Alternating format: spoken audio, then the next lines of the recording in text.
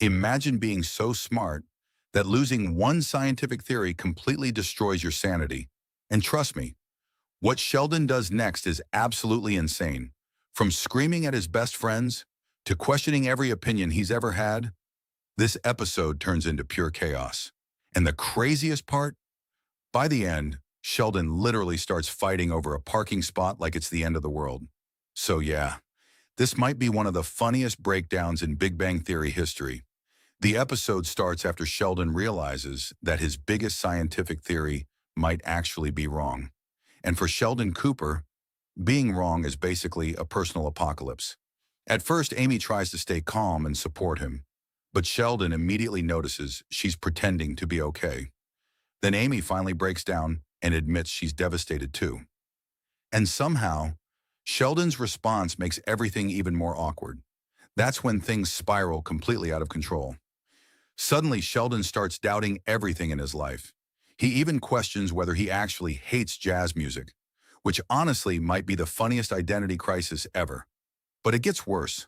Leonard accidentally destroys Sheldon's confidence even more after proving one of his scientific ideas wrong.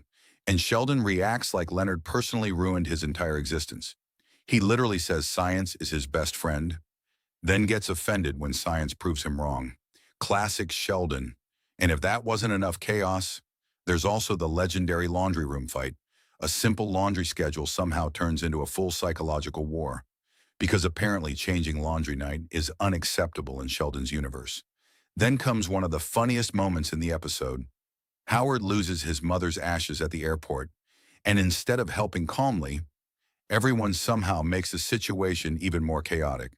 Howard screaming, "Your entire job is finding lost luggage, and you narrowed my mother down to planet Earth," is honestly one of the funniest lines ever.